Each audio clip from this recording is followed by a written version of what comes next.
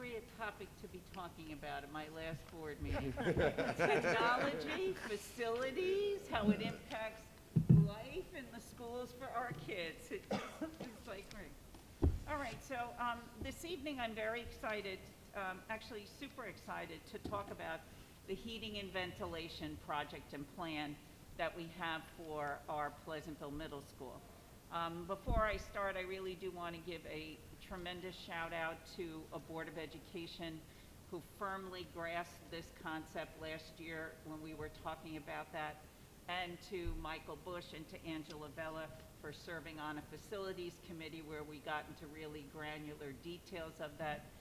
Your input, your thoughts, and your guidance as we developed it is really, really important, and the community should feel assured that all aspects of this proposal that we're going to share tonight were vetted by Michael and Angela. They've got a great background and understanding, and then by the board at multiple discussions. Last but not least, I would be totally remiss if I did not extend my wholehearted appreciation and depth of understanding of all things heating, ventilation, and air conditioning to Steve Chamberlain. Steve, a career changer, came to public education as a professional builder, so his depth and knowledge of this is essential. And Steve's guidance as we move forward after I retire, working in close partnership with John Chow, who never missed a beat in any conversation we have had about this topic. So John, again, thank you both for your attention to detail in this. This is a very exciting proposal, and I'm thrilled to present it tonight.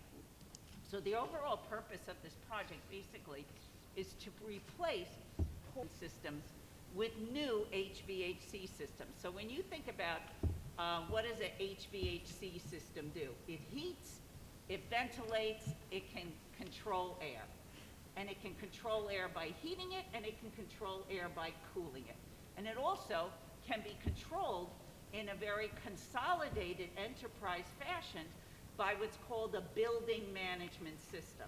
So right now, of course, the middle school has a separate heating system, and it's got 1952, 53, 54, 56 univents that Steve has done a miraculous job maintaining and keeping up and running. We have univents from the 90s. We have some from the early 2s. We also have air vent systems in classrooms that are, again, manual at best. And then we have separate air conditioning systems. But the overall goal of this would be to replace it with a new building management system that will improve classroom space temperature. It will be able to control indoor air, and it can be programmable. And one thing we've learned about COVID-19 is that the handling of air and the ability to exchange it and have sensors that can tell what temperature is about, can test for the humidity, and you can set it to exchange certain levels of fresh air is a really great thing, not just during COVID, but for all of us moving forward. We learned a lot about that. Okay, so, we're going this way. Why am I going like that? Like this way. Okay. I missed it. Okay. So, background. The middle school is, as I mentioned, the only building without a building management system. The high school, when it was renovated in 2010, we included a building programmable system that can handle air, exchange air as we see it with the appropriate sensors. The Bedford Road School, when it was built in 2003, we upgraded it very recently, also has a building management system. Right now, for us to do the air handling that we want at the middle school, Steve Chamberlain's team has to manually go in, turn on certain fans, turn them off, adjust, etc. And we can't sense them automatically as to how much we want air handled depending upon humidity and heat outside. The upper level of the middle school, believe it or not, have the hottest classrooms in the district. It has a lot to do with the roof, the flat roof, the location near the track, the way the sun hits that, but they are the hottest classrooms in the district. We had budgeted in this year's budget, because of Steve, Tim Whipple, and our attention to the need to address some of the ventilation systems, we had put $255,000 in the budget because we were going forward, as the board is well aware, multiple year plan to make this work. Okay, the scope of the work.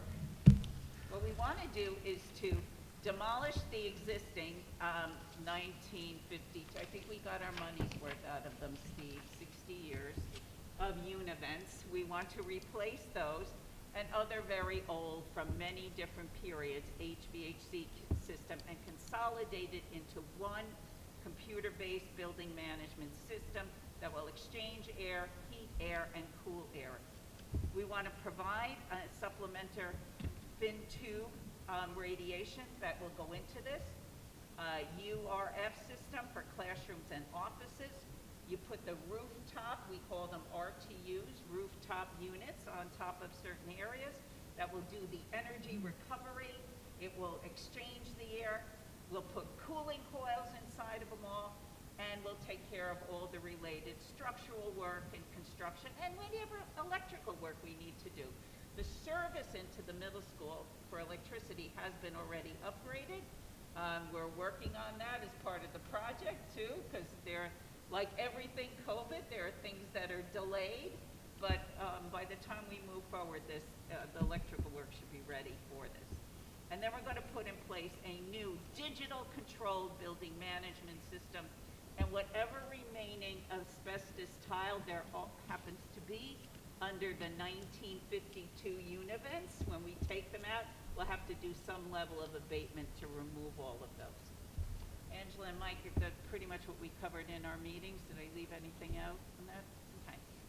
That's pretty Okay. So we want to now, the benefit of doing all of this is, number one thing we learned about COVID, improve indoor air quality by increasing the air flow. Right now it's done manually. We want to provide a heating, cooling, and dehumidification system. That's the beauty a lot. Particularly, we've seen that at Bedford Road School when you dehumidify air. It really helps inside the building. It cools the air, and we want to be able to do that with the system that you can control.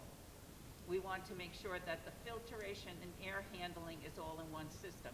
Right now, we have HEPA filters, we have MERV filters, we have things like that in the buildings. However, they're all done manually, they're all separate, and they're not under one programmable building management system. Will we also be able to individual temperature room control instead of temperature room control the building? So you can have certain sections, if you know anything from an older house, for those of you who've lived in an older house, there are sections that can be cooler or hotter than it. This will allow us to cool individual spaces. And by doing that, you save money. It's efficient, it's effective, and this will make life much easier. And it will allow us to energy recovery for ventilation of the air. Right. So, in our budget,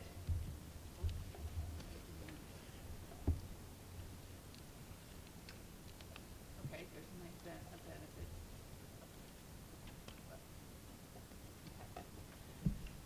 So this is where John and Steve, if you want to chime in here to help us out here. So we broke it into three basic sections. We started with the upper level of the north side, the upper level of the south side, and then the lower level of the north side of the building. And you break it down into three sections, and of course it talks about the system itself. It talks about the soft costs, which are architectural fees, any engineering studies that we have to do. Those are soft costs that get involved with this. And we tend to be conservative, although in this day and age, I'm not sure what cost escalation and inflation, but we think that at this point, we went over those a lot. We feel we're comfortable with the recommendation to the board that these costs will be the cost for that project. So when you combine all of them together, upper, lower, and then of course the lower north, you're looking at almost $6 million, $5.97 million to do all of this in one. And how would we want to fund this? And this is the beauty of this approach. All right, so Well, we were on parallel paths, and the board may remember this from last budget cycle. When we were doing parallel paths here, we discovered that the ESSER grant money from the federal government gave us almost $1.4 million, and you could dedicate that money to HVAC. So instead of taking a piecemeal approach, all right, let's take care of 10 unit events one year, let's take care of 10 the next year, let's replace the air conditioning systems with split systems. This offered us an opportunity to re-look at it all from the beginning and say, wow, what could we do with this money, and how can we make it align with the other two buildings? We did discover through excellent bidding, excellent oversight. Steve has been our clerk of the works of our $8.9 million bond project, and we had very favorable bidding on that. We do have a positive variance of $600,000 that was dedicated towards facilities, and here's a perfect facilities project to put the positive variance towards. We also had money in our capital fund and anticipated. Can I just say one thing about that before you go on? Go ahead. Because I don't want people to think that we overestimated. Part of that money is money that we were planning to replace some of the univents in this second phase of the bond. So by not doing that, it's not that we overestimated the cost of these things or did a bond that was too big. It's more because since we decided to do this as a bigger project and do the whole thing all at once, we could recover some of that money instead of doing it piecemeal. So that's where some of that money came from. So again, still towards the goal of Same just goal, but in a way. much more efficient manner of putting it towards this whole overall big project. And then, of course, to be able to use money in our capital fund to put towards this, which the budget already had contained. And then we have some unassigned fund balance this year, as you remember from the auditor's report. And I know the board at that meeting talked about dedicating that unassigned fund balance to a one-time cost, which would be a facilities cost. So the delta difference there would be you have almost $4 million of funding towards this $6 million project, with a difference of $2 million. Now, the Pleasantville School District gets building aid of almost 50% on certain aspects. The majority of the project, correct, Tom, but not all pieces of it. Actually, the first item, the ESSER fund, that is not eligible for building aid. Right. And our building aid ratio is 53.6%. So when you really look at it, let's say the ESSER fund is 1.4 million, and subtract out that from the 6 million, you have 4.6 million left. And at 50, let's just rough number, 50%, we'll actually get $2.3 million in building aid back. Right. Except that is over 15 years, and therefore we do need to borrow the $2 million if we're going to take on this project. And that's what our commitment is. We had to put up the money first, and then in 15 years, 2.3 million will flow back. The first one, because it's a federal grant, and you really cannot double dip. It's a gift already, so there's no aid on top of the grant. Right. Can I ask just a question about that? I'm just curious, why 15 years? That's the route. That's the building aid. They don't give you all back at once because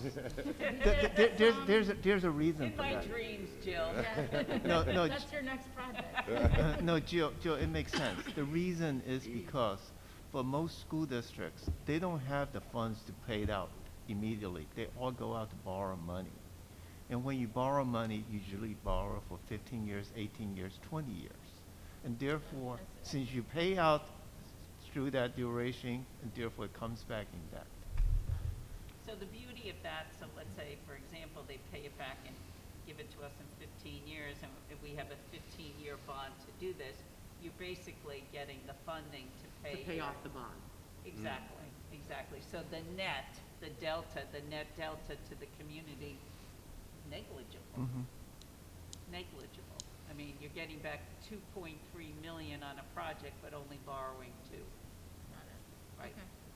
And by streamlining these other funds that have already been earmarked for HVAC work and consolidating them into a more comprehensive enterprise system, a one system for one building, you're able to bid it out together, you're able to make sure that all the pieces align correctly, you give it the best oversight, and at the end of the day, you have a turnkey system for the middle school, and it aligns with the other 2 buildings in the district. And there's a cost to not doing it as well. It's the hidden cost of extra maintenance, buying multiple systems over and over again as they wear out or they are not efficient. The energy costs, Steve's time. There's a host of sort of unknown costs associated with not doing it the right way the first time. Correct. Do we have any estimates on the savings? What we would save by doing this over time? It would be dependent on when things started to fail, how much more maintenance it required, how often we had to insert another univent. So it's hard to quantify it. It's also hard to quantify the energy efficiency savings that we'll realize Right. over the course of years once the system's in place. I certainly think, though, if you would speak with Steve, he would talk to you about, before we did this project here at the high school, how much time, energy, and effort, or how much time, energy, and effort is spent towards maintaining the much older univents at the middle school. The reason why we identified them, because Steve was saying, they're at their end of life. It is time to replace them. They're not as efficient, and again, parts are hard to get right now, and we were lucky to have our own internal crew to be able to fix the things that we did. So, coming full circle on this, I'm just very proud of the fact that this board and other boards have made decisions about constantly paying attention to the academic excellence that takes place in the classrooms and supporting facilities through economic efficiencies and keeping us ahead of the curve, so we're not behind the 8 ball when it comes to taking care of our facilities. Well, thank you to Steve for, being, this is really in line with the way he's been doing things in terms of LED lighting in all the different buildings. And yes, it's an initial outlay of money to, cost to make those changes, but ultimately the long-term benefits of it way outweigh the short-term. So when we have a pot of money like we have with the ESSER funds right now, and because of COVID and other reasons, we didn't spend as much. We were being conservative. We didn't last year. We didn't know if we were going to have state aid cut. Because of these reasons, we do have more in our reserves than we should have. This is a perfect use of that money, that one-time money, to do something in really the right way the first time, to Mike's point, so that we're not duplicating costs later on. And later on, it will cost more money to do this. So now is really the perfect time for us to take this on. Especially since we won't have the 1.367 Exactly. at that point. Exactly. It's a use it or lose it Right. situation, so we should think it's well advised to take advantage of those funds while they're available. And thank you to Steve and John And also, and just Mary let me for add putting one this more thing. together, this whole plan, you and know, working with our architects. The ESSER funds, Mary took the lead. We already applied for it, and it's approved. So we have this funds, and it is dedicated to the HVAC for the middle school. So, but when So you we look have at it, approval already? Is that? yes, we already got approval. We wrote that very, Quickly. Yes. Well, I think there was a So there was a if you deadline. look back the 2 slides, there are costs for the 3 sections. If you have 1.3 and you only use 1.3, you can't even do a upper level north. So that's the reality that we are facing. So if we have 1.3 and it's dedicated to something like this, a project, what are we going to do with it? So this is probably the most comprehensive long-term project.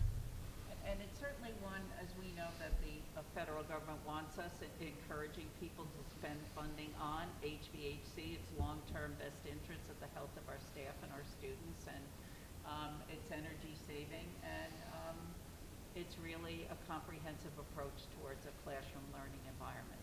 But again, John makes a great point when you look at the chart of how you break it down, that if we didn't go out for a bond for $2 million, we would have to pick and choose which year that we wouldn't address and then go back and find funding for it later on. Which would ultimately, cost the taxpayer more, Exactly. right? Exactly. I really, for myself, I'd just like to say I really appreciate the administration's lead on this. As Angela mentioned and Mary mentioned, and John also mentioned, I think it's really important to note that we had identified this as an issue that needed to be taken care of, had already allocated money towards it, 2 years ago. Right? and just couldn't afford to do the comprehensive approach, and would have had to do it over a number of years, and would have ended up with the result that we're ultimately going to get. Applying and getting this grant while taking funds from other places, some already earmarked for this, others from fund balance, and coming up with this plan, working with the committee and with John, has just been, it's huge, and gives us an opportunity to solve a need, a real need that will make the middle school have the type of resources that the other schools already have. For a middle school who often feels like the neglected middle child. Yes. Right. Right. Right. Right, and the reality is doing it in a comprehensive manner it is going to save us money. I've done plenty of these construction projects where you go back and try to do it after some period of break, and there's always startup costs, remobilization costs, the soft costs double, the general conditions are added on again. It just ends up costing you more and more when you're not doing it as a single project. And I know the board has, for the past 2 years, we've discussed this during your facilities tour. We spent an extensive amount of time at the middle school, not just this year, but the previous year, talking about this, and actually then trying to analyze the work that was taking place at the Bedford Road School and seeing the impact of that and the need for it at the middle school. So if we just take a look here for a moment in terms of a brief timeline, because Mike, you're right, there was a deadline on that money. So of course, it's putting together from this month onto, all the appropriate construction documents, submitting things to the state education department. You would need a public vote by, obviously, May 22nd. We would look then with that to award a contract and a bid. Obviously, doing the work of putting together what that detailed scope of work, the design documents, the architectural drawings. You would award contract in January, submit all the materials and procurements, and in the summer of 2023, you would replace it. Which really isn't that far away, actually. No, it's not that far. When you do it this way, when you backward map this way, it's a pretty tight schedule, but being proactive, you already identified it as a need. You put it in multiple different budget areas. We already took care of the ESSER grant by submitting that with a great deal of specificity. I want to thank Tim Whipple for his help in that, the board for looking at it, and then for John for following up.